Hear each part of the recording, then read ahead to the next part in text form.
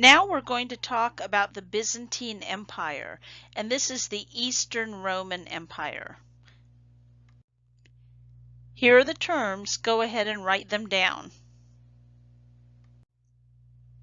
We've talked about the fate of the Western Empire as it was overwhelmed in the 4th and 5th centuries by Germanic barbarians. The Roman Empire was crushed by taxation and a time of declining population. But the collapse of the West was not shared by the East, which was more populous and was not so much the target of the barbarians. And even when there were some attacks, and there were a few, they were just more successful in holding off the barbarians. And so what's going to happen with the Byzantine Empire is that it's going to last until 1453, nearly 1,000 years beyond the fall of Rome in the West. That doesn't mean that for that entire period of time they're going to be a large and powerful empire. No, they're not. You can see by this interactive map that there are periods when they are going to regain territory. They're going to be controlling a lot, but it's going to dwindle. So they'll gain territory, they'll lose it, they'll reconquer some, lose it again, and then really the last couple of centuries are just going to be a struggle to survive until finally all that's left is just Constantinople, the capital, and some of the surrounding territory. The Byzantine Empire had an advantage in its capital city of Constantinople. Now, this is the city that was founded by Constantine in 330, and it was truly a great city of the Mediterranean, the preeminent city of its time. Constantinople had a lot of advantages. For one, it was located on an excellent site. It was located on a narrow seaway, the Bosphorus, which connected the Aegean and Mediterranean seas to the Black Sea. It was also on the divide between Europe and Asia. Constantinople's position on the straits connecting these two continents and the two seas was a huge economic benefit because it put it astride both the land and the sea trade routes. So as long as trade is going on, Constantinople and the empire could not help but be prosperous.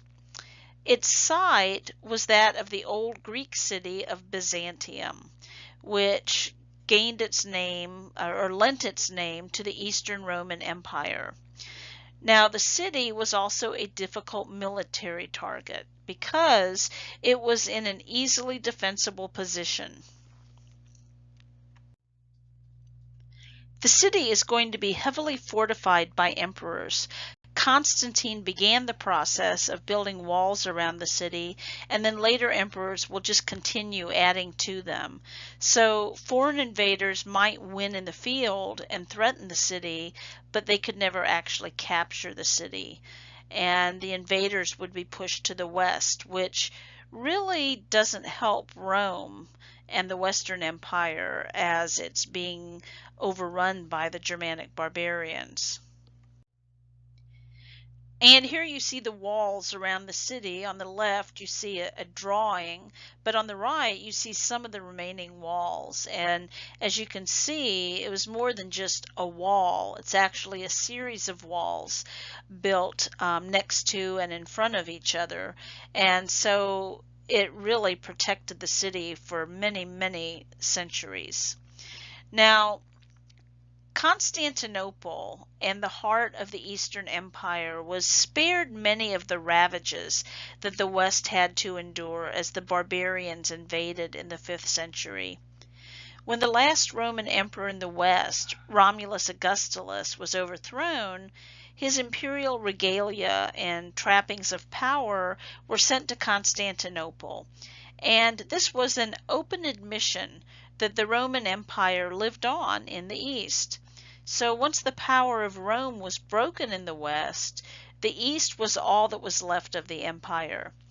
And from this point forward, 476, We call this the Byzantine Empire, and this is to distinguish it from the United Roman Empire. But this is a distinction that modern historians make. The people of Byzantium, later Constantinople, were very self-conscious of their great tradition and the continuity of the Roman and Byzantine empires.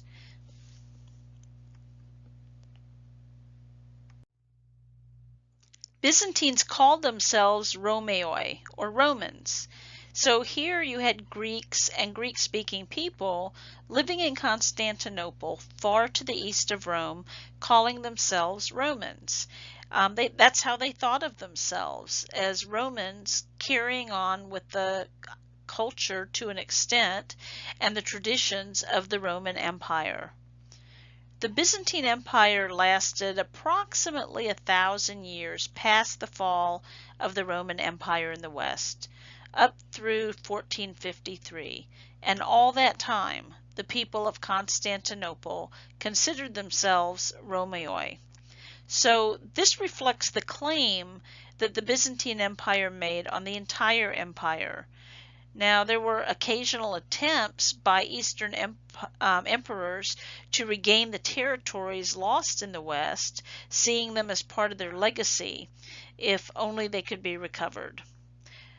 Unfortunately, the Byzantine Empire wasn't sufficiently strong enough in 476 to come to the aid of the West, but things are going to change during the 6th century. During the 6th century, an emperor by the name of Justinian came along, and he had both the wherewithal and the intent to attempt a reconciliation of the empire. He wanted to recover the land, seize back those lands from the Germanic tribes, and retake the various territories in the West that had been lost. This was, for him, religious as well as political. So he had both motives, religious and political, in his mission to retake the Western territories, because the Byzantines saw themselves as the heirs to the Christian empire in the West. The Byzantine emperor was considered the protector of the Christian faith in Constantinople, where there were very close ties between senior religious officials and the emperor. Remember Arianism, the heresy about the nature of Christ that was which was rejected by the Orthodox Christian Empire.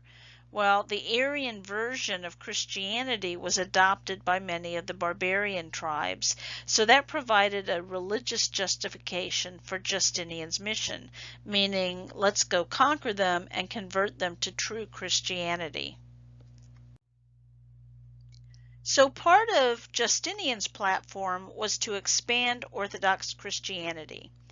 And in 533, under the leading general during his reign, Belisarius, the Byzantine Empire launched an expedition against the Vandals in North Africa and against the formerly Roman city of Carthage.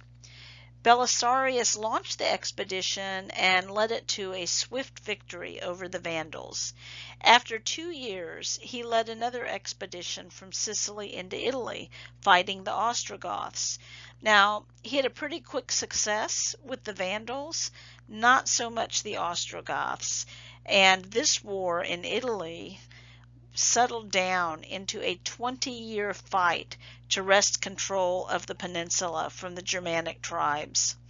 Eventually, Belisarius was victorious, and he recaptured most of what had been Roman Italy, but it was a terribly costly victory.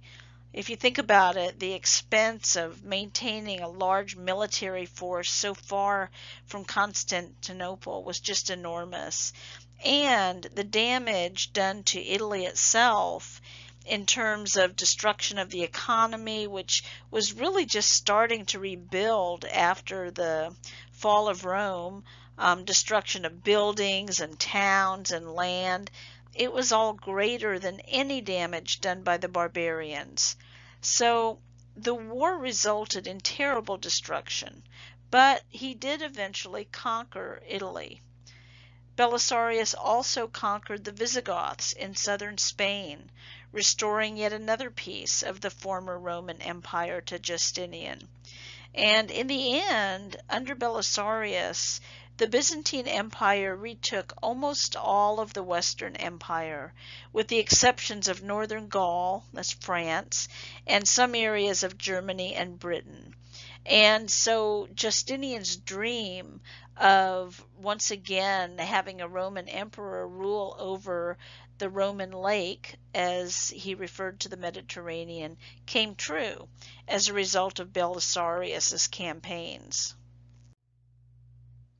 So Belisarius was instrumental in enlarging the empire, and in doing that, he helped to increase the emperor Justinian's power as well. Here you see the Byzantine Empire in 526, just before Justinian came to the throne. And so you see the Eastern Roman Empire there to the right, the greenish area, and then the various Germanic kingdoms to the left in Western Europe. And it's these kingdoms that Belisarius is going to slowly but surely conquer. And so the majority of what you see on this map that's in color, with the exclusion of Britain and some of the northern territories, is going to be once again part of Rome, or in this case the Byzantine Empire. Justinian ruled for a very long time, from 527 to 565, and even before he came to power, he had exercised some control behind the scenes. There were some special circumstances that occurred in Constantinople that led him to establish iron control during his reign. Something happened early on that just made him believe he needed to rule with an iron fist. And this is the Nike riots that occurred in 532, pitting the blues and the greens against Justinian. So who are the blues and the greens? Well, they were chariot racing teams, and if you lived in Constantinople, you would have supported one of these teams. So the rioters were from these two groups, and the name Nike, the name of the riots, came from a word that was shouted by the rioters. The rioters were supposed to have shouted Nike, Nike, meaning victory, during the riot.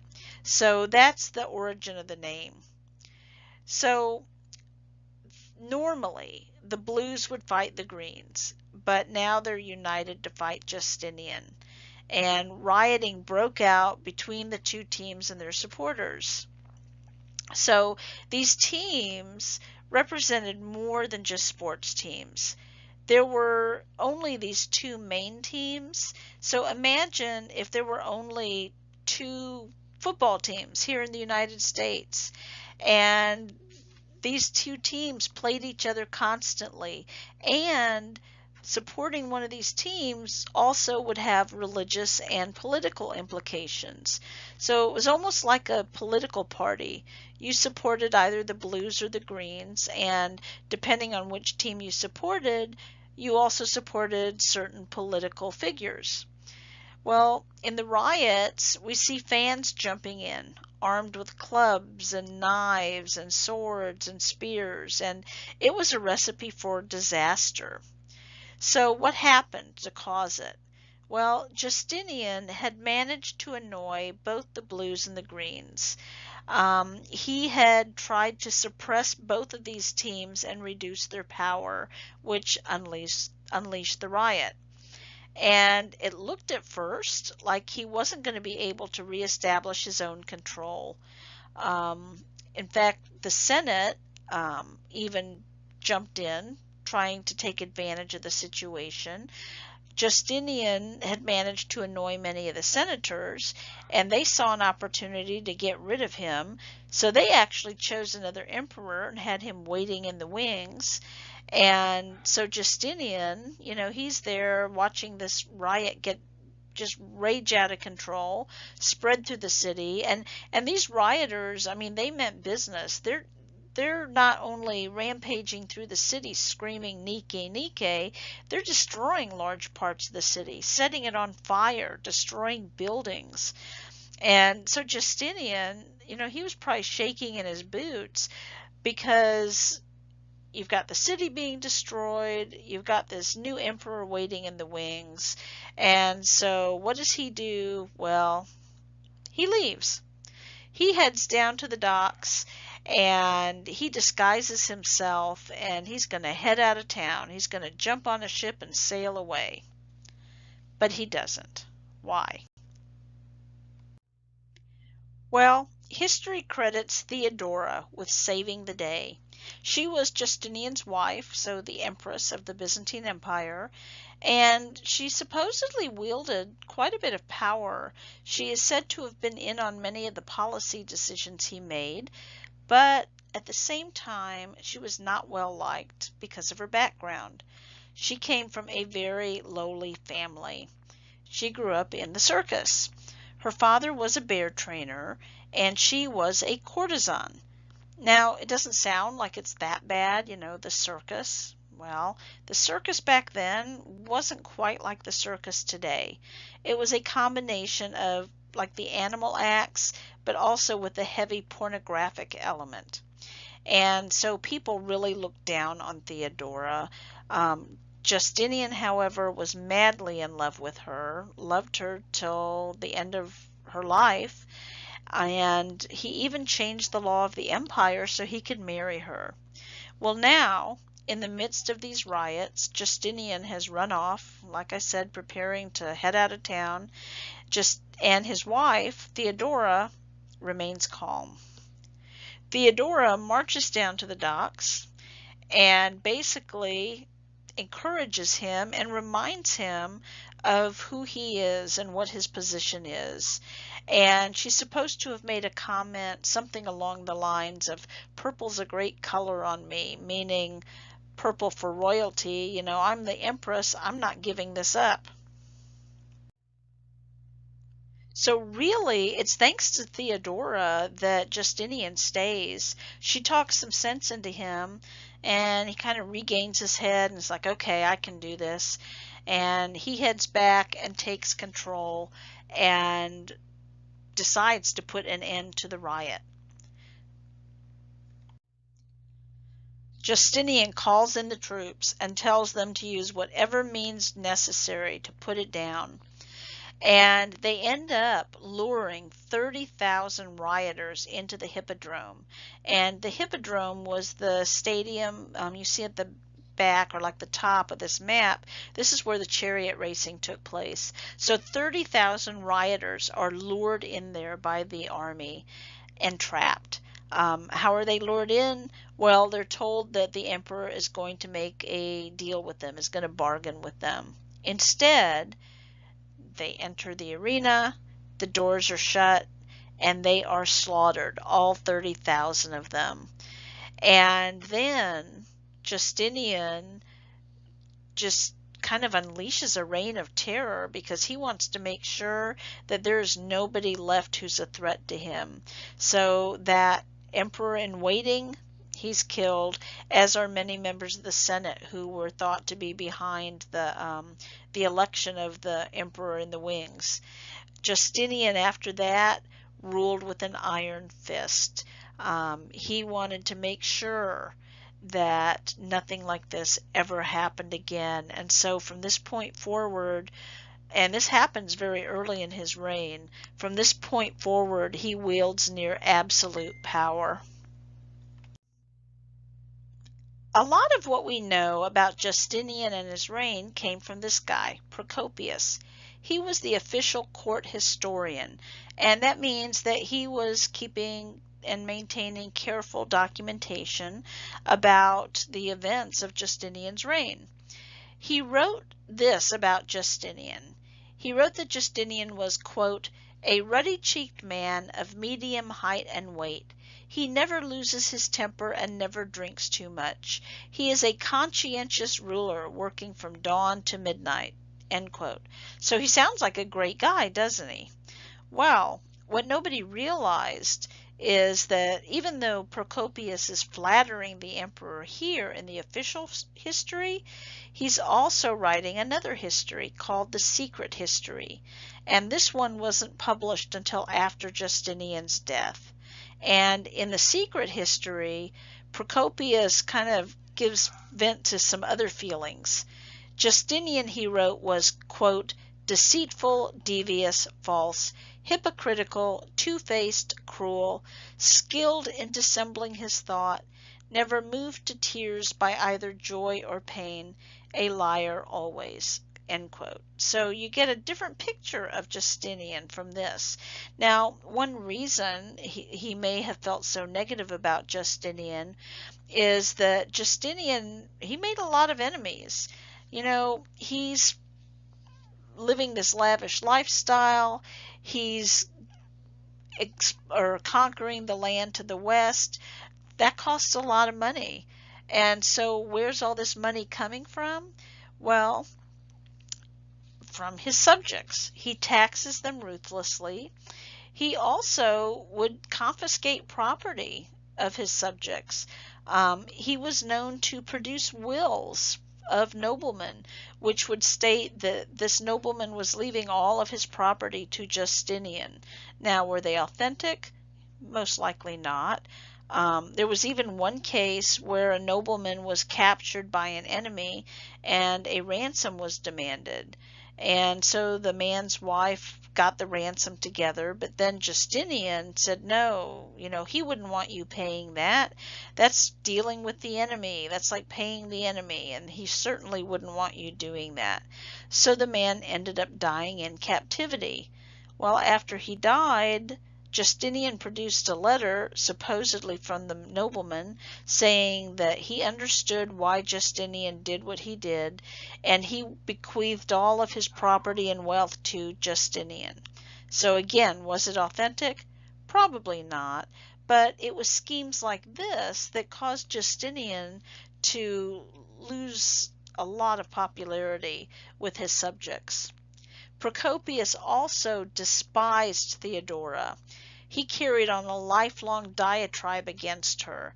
He accused her of just about every lewd, depraved sexual act known to man, probably drawing on what went on in the circus.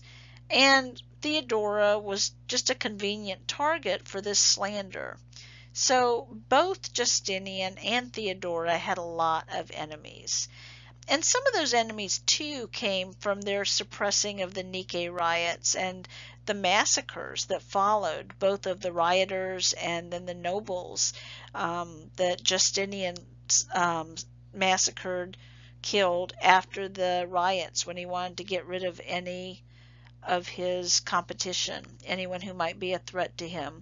And also I want to add that after the Nike riots, when he got rid of all his competition, he also took control. He seized all of their property and assets, which again did not make him any friends.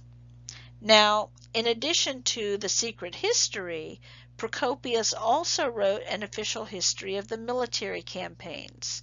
He served as an assistant to Belisarius, so it's kind of ironic, but in the official history, Belisarius actually comes off better than Justinian. He's portrayed as an honorable warrior in the field, serving Justinian as best he could.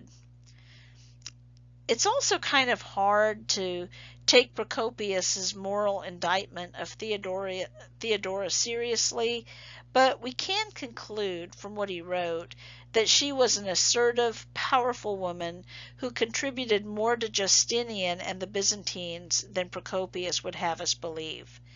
And whatever the truth may be about Justinian's character, he proved to be a very capable ruler.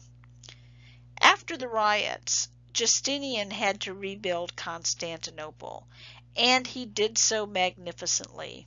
He left Constantinople a far more magnificent place than he found it. He left it the most impressive city of the Mediterranean. He built enormous reservoirs beneath the city so that the city would always have fresh water, and this would also allow Constantinople to withstand a long siege. He also built and rebuilt several churches and monuments, and one in particular is going to become one of his great legacies. And this is the Hagia Sophia, the Church of Holy Wisdom. This is a Christian church that had been destroyed during the riots, and Justinian rebuilt it. He hired the best architects and engineers in the empire to design and rebuild this church. And here you see it. The Hagia Sophia, once it's completed, becomes the most impressive church in Christendom, in the entire Christian world. Justinian wanted this to be a church unlike any other church in existence. And the giant dome rose 180 feet from the floor, which was an amazing engineering feat for that period of time. 4 acres of gold mosaic tiles covered the dome and the surrounding vaults and arches. The floors and walls and columns gleamed with every imaginable shade of polished marble. And it was built in such a way that light came in from above through the dome's 40 windows. And the effect that Justinian wanted was to look as if the heavens were shining down on the people. Describing the effect, Procopius stated, "No one has ever had enough of this spectacle." And here you see it again today in the photograph. Here you see the interior of the dome with the windows there and the gold mosaic tiles. Here's another view of the interior. And what's really amazing about this church is that there was nothing like this being built in the West. Western Europe at this time is in the throes of the early Dark Ages, and what churches are being built there are very closed off, low to the ground, very dark, heavy. Whereas this is, as Justinian said, reaching towards the heavens. And it's also interesting that this is going to be used as a model for many later churches. For example, St. Peter's Basilica in Rome. And here again you see one more shot of the interior of the Hagia Sophia looking up towards the dome, and you see some of those windows that I mentioned. Describing the effect, Procopius stated, "No one has ever had enough of this spectacle," and the Hagia Sophia was one of Justinian's most impressive monuments.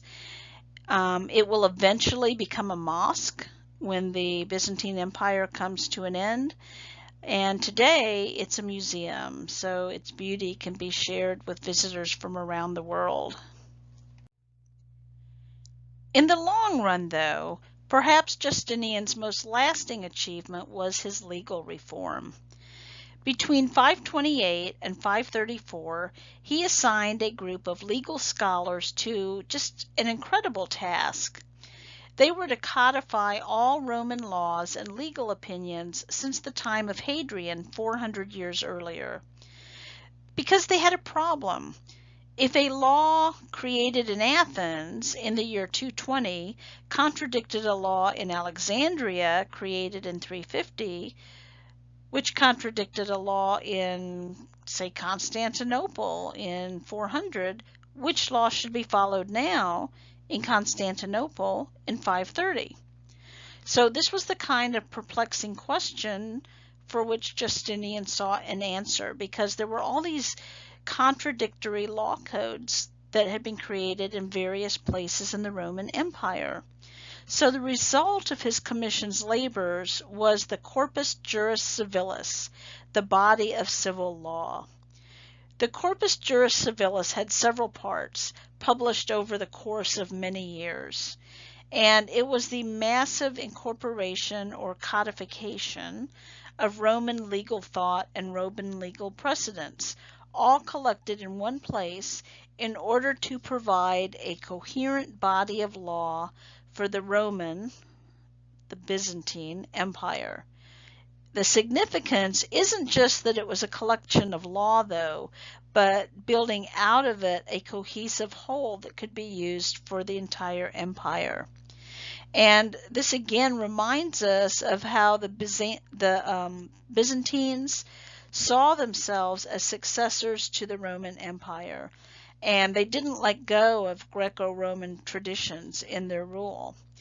The Corpus Juris Civilis, sometimes also called the Code of Justinian, helped Justinian and later rulers to rule in the manner of the Roman Empire.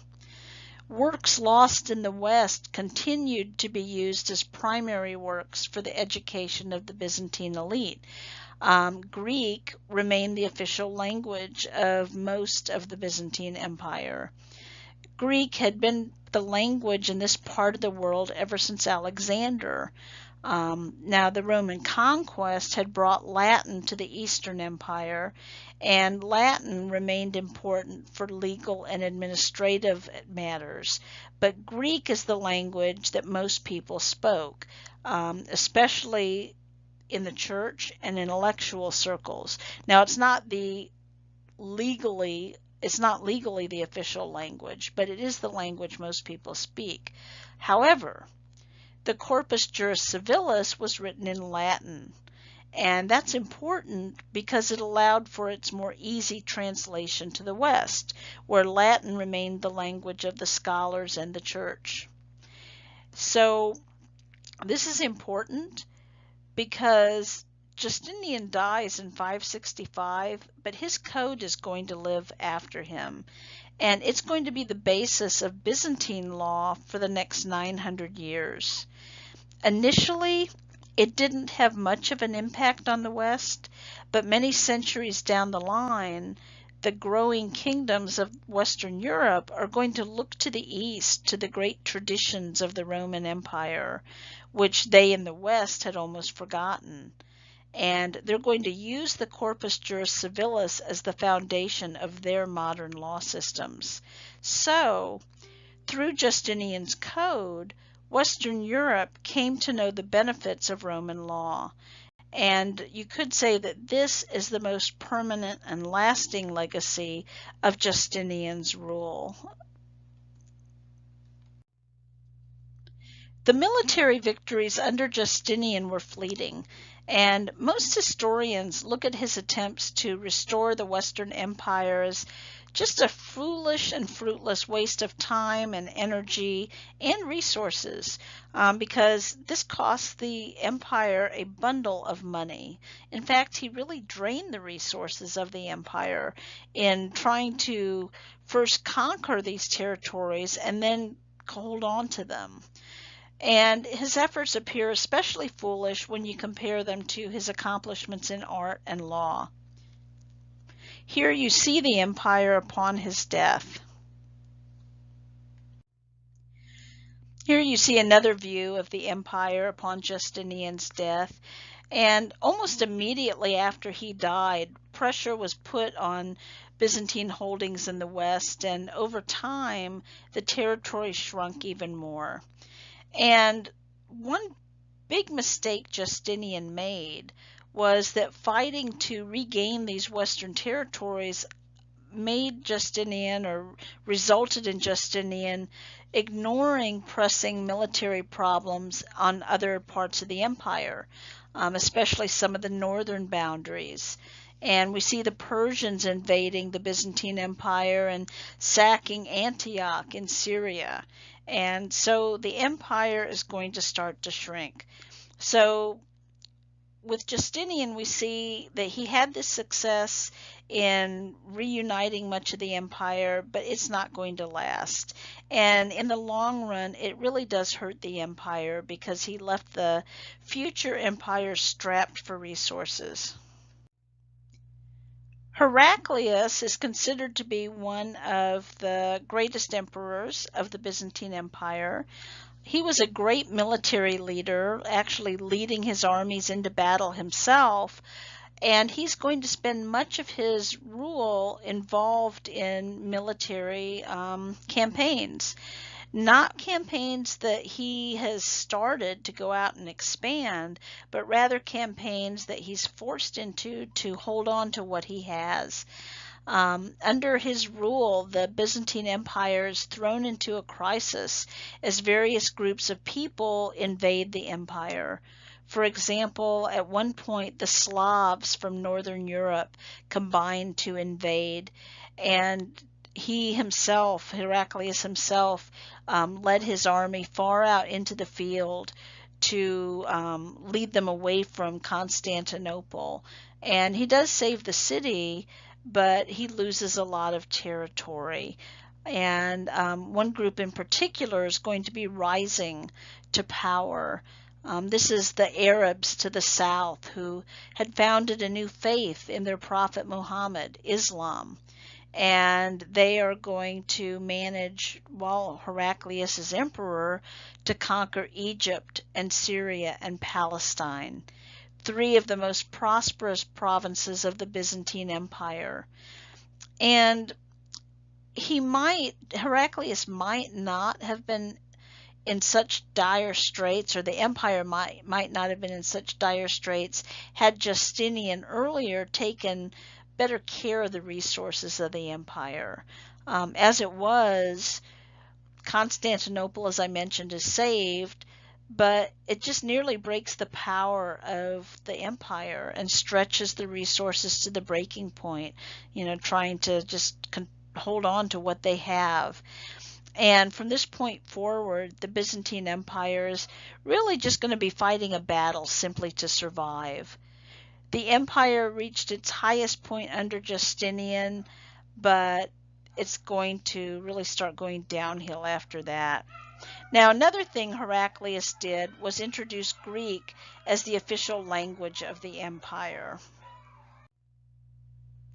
Here you see the empire in 668, just a few decades after Heraclius ruled, and as you can see, it shrunk considerably. And here you see the empire in 1453, the year it came to an end. And as you will notice, by this point, all that really is left is Constantinople and a few scattered territories. So what ends up happening? Well, in 1453, the Ottoman Turks overran Constantinople and destroyed what was left of Byzantine civilization, which had really been in decline for a long time. And when the Ottoman Turks sacked Constantinople, the Byzantine Empire just existed of little more than a city and a few territories in Greece and some surrounding territories. So Justinian's dream of a unified Roman world had never really become a reality. And as we'll see in a few moments, even in religious terms, the Roman Empire was no longer united. So here's an ironic story about the sack of Constantinople and the end of the empire.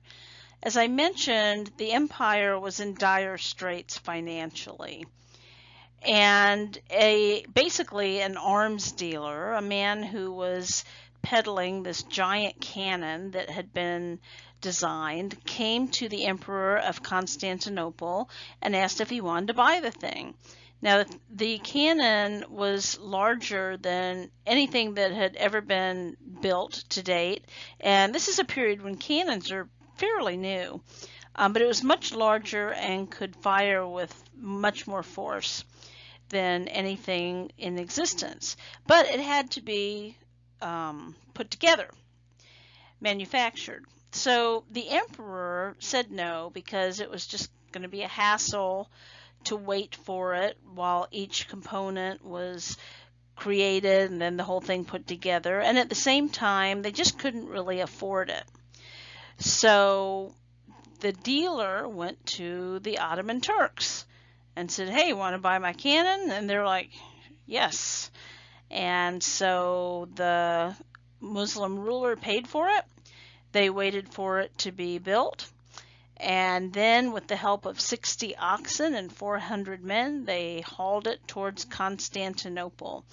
And it fired with such force that it buried its cannonballs almost 13 feet deep in the ground, and it could fire more than 5,000 feet.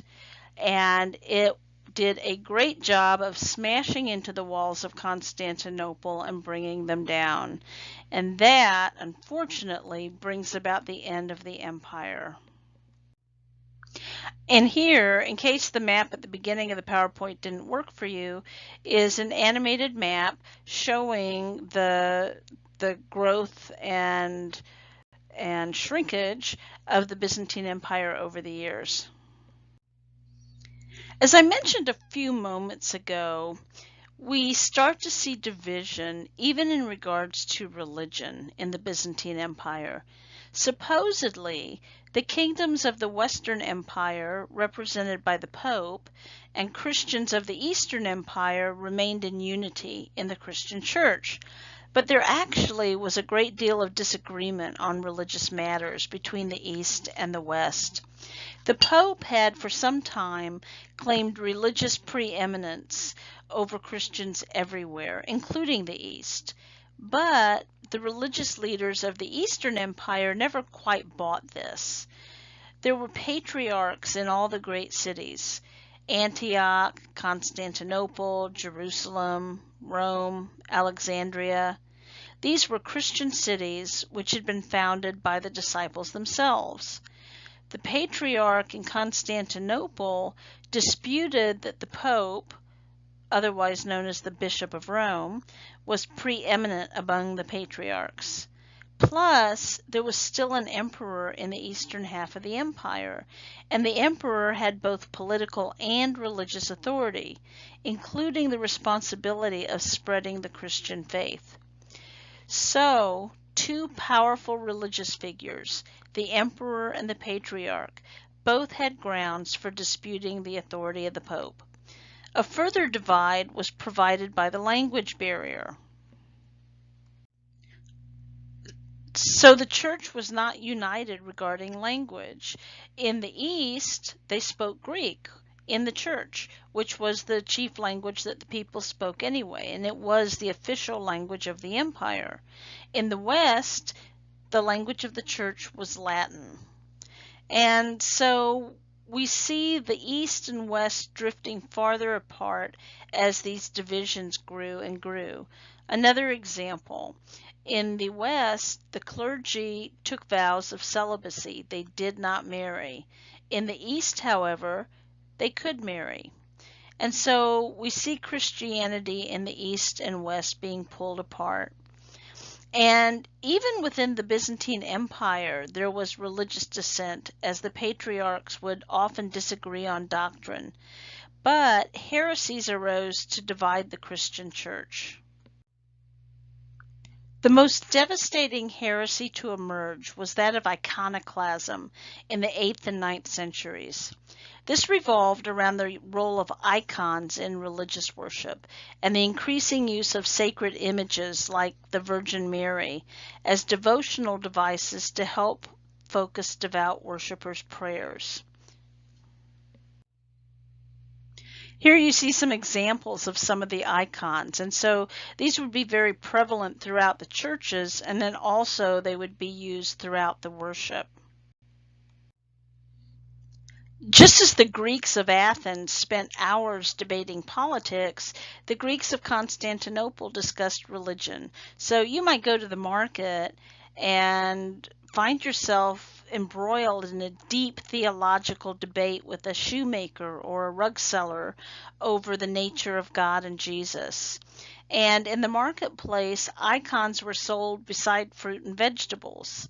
So, as you saw in the picture, the icons were the small art objects that depicted Jesus, Mary, or a Christian saint.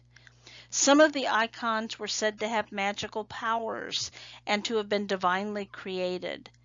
This was idolatry to Jews and Muslims who shared respect for the Old Testament prohibition against worshiping graven images. A lot of Christians began to question using sacred images in this way, and so some of the emperors tried to suppress the use of the sacred or divine images, feeling that many people prayed to the icons as if they were idols. This was known as the iconoclastic movement. So the iconoclasts were those who wanted to stop the use of religious icons. As it turns out, unsuccessfully. So they rejected the use of icons in the church services and in worship. Now, I will say this is happening in the Eastern Empire. This was not an issue in the West. Um, but what we see is that the Pope in Rome took the side of those who supported the icons, and he ends up excommunicating the Byzantine emperor. But what happens is that one emperor would suppress the use of icons, the next might allow it. Eventually, the Byzantine Church accepted the icons, and the iconoclasts were labeled as heretics themselves. The doctrinal issues were decided in favor of the veneration of images. The most lasting result of the controversy was an increase in bad feeling between Christians in Rome and Constantinople. And over the centuries, differences had developed between Byzantine Christians and the Christians of Western Europe. For example, as I mentioned earlier, priests in the Eastern Empire conducted services in the local languages of their members, Greek, but also Coptic, Ethiopian, Russian, whereas priests of Western Europe conducted services only in Latin.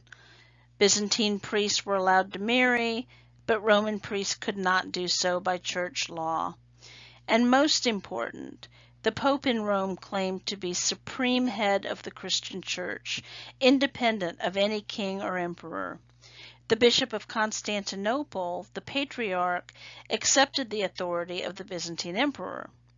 The Pope in Rome claimed to be the leader of all Christians everywhere, but the Patriarchs refused to accept the Pope as their superior.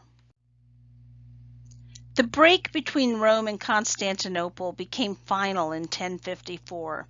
That year, the Pope and the Patriarch excommunicated each other.